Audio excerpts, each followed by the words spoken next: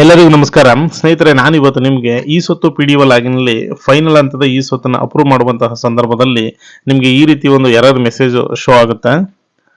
So ಅದನ್ನು ನಾವು ಯಾವ ರೀತಿ ಸಾಲ್ವ್ ಮಾಡಬೇಕು ಅಂತ ಈ ವಿಡಿಯೋದಲ್ಲಿ ತಿಳ್ಕೊಳ್ಳೋಣ. ಓಕೆ, ಈ ರೀತಿ please calculate the property tax in Panchatantra 2.0 under e Khata properties profile. ಅದು ರೆವಿನ್ಯೂ ಕಲೆಕ್ಷನ್ ಮಾಡಲ್ ಇದೆ ಅಂತ ತೋರಿಸ್ತಾ ಇದೆ. ಓಕೆ, ಇದನ್ನು ನಾವು ಪಂಚಾಂತರ 2.0 PDO ಲಾಗಿನ್ ಆಗೋ ಮುಖಾಂತರ ಇದನ್ನು ಸಾಲ್ವ್ ಮಾಡ್ಕೋಬೇಕಾಗುತ್ತೆ.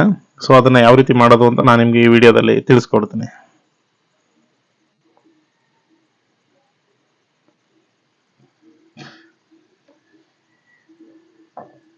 ಮೊದಲಿಗೆ ಪಂಚಾಂತರ 2.0 PDO ಲಾಗಿನ್ಲಿ ರೆವಿನ್ಯೂ ಮಾಡಲ್ ಸೆಲೆಕ್ಟ್ ಮಾಡ್ಕೋಬೇಕಾಗುತ್ತೆ. ನಂತರ ಈ ಖಾತಾ ಪ್ರಾಪರ್ಟೀಸ್ ಪ್ರೊಫೈಲ್ ಅದರಲ್ಲಿ ಬಂದು ನಾವು ವಿಲೇಜ್ ನೇಮ್ನ ಸೆಲೆಕ್ಟ್ ಮಾಡ್ಕೋಬೇಕಾಗುತ್ತೆ. ಸೊ ಈ ಸ್ವತ್ತು ಯಾವ ವಿಲೇಜ್ಗೆ ಸೇರಿದ್ದನ್ನು ಸೆಲೆಕ್ಟ್ ಮಾಡ್ಕೋಬೇಕು. ನಂತರ ಪ್ರಾಪರ್ಟಿ ID.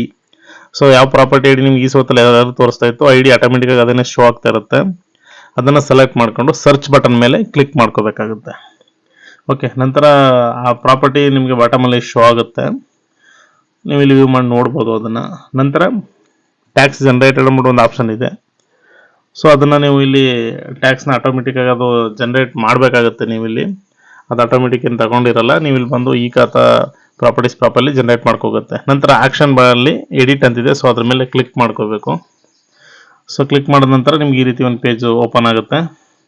ಸೊ ಇಲ್ಲಿ ಆಲ್ಮೋಸ್ಟ್ ಆಟೋ ಪೇಜ್ ಆಗುತ್ತೆ.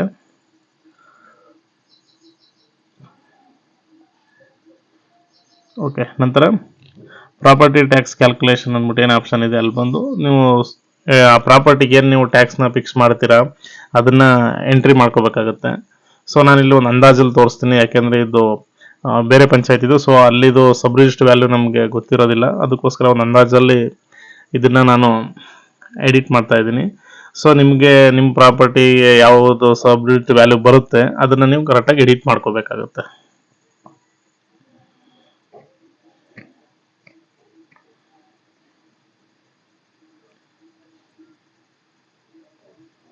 ಓಕೆ, ನೀವು ಅಲ್ಲಿ ವಾಟರ್ದು ಮತ್ತು ಅದು ಅಳತೆ ಏನಿದೆ ಅದಕ್ಕೆ ತಕ್ಕಂತೆ ಸಬ್ ರಿಜಿಸ್ಟರ್ ವ್ಯಾಲ್ಯೂ ಎಲ್ಲನೂ ಕೂಡ ಎಂಟ್ರಿ ಮಾಡ್ಕೋಬೇಕು. ಹಾಗೆ ಪಾರ್ಕಿಂಗ್ ಏನಾದ್ರು ಇದೆಯಾ, ಪಾರ್ಕಿಂಗ್ ಟೈಪಲ್ಲಿ ಹೋಗ್ಬಿಟ್ಟು ಪಾರ್ಕಿಂಗ್ ಇದ್ದರೆ ಪಾರ್ಕಿಂಗ್ ಸೆಲೆಕ್ಟ್ ಮಾಡ್ಕೋಬೇಕು. ಇಲ್ಲಾಂದರೆ ನೋ ಕಾರ್ ಪಾರ್ಕಿಂಗ್ ಅಂತ ಇರುತ್ತೆ, ಅದನ್ನು ಕೂಡ ಸೆಲೆಕ್ಟ್ ಮಾಡ್ಕೋಬೋದು ಪಾರ್ಕಿಂಗ್ ಇಲ್ಲ ಅಂದರೆ.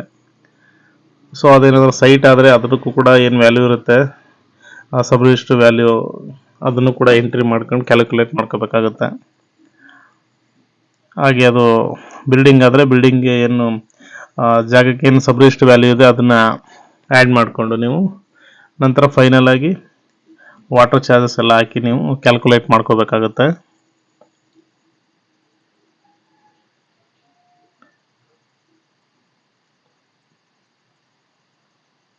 ಓಕೆ, ನಾನೀಗ ಇಲ್ಲಿನ ಒಂದು ಅಂದಾಜಲ್ಲಿ ತೋರಿಸಿರ್ತೀನಿ.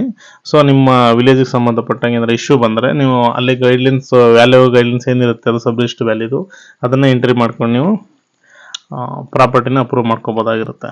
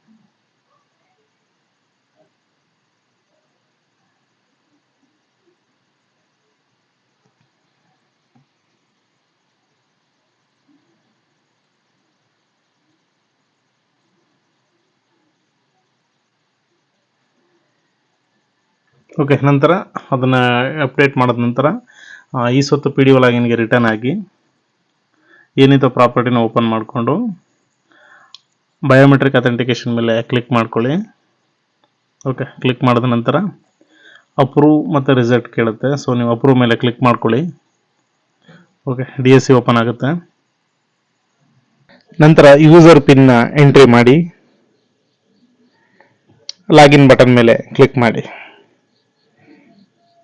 ಓಕೆ, ಈಗ ನಿಮ್ದು ಏನಿದೆ ಈ ಸ್ವತ್ತು ಅದು ಸಕ್ಸಸ್ಫುಲಿ ಆಗಿ ಅಪ್ರೂವ್ಡ್ ಆಗಿದೆ. Thank you for watching.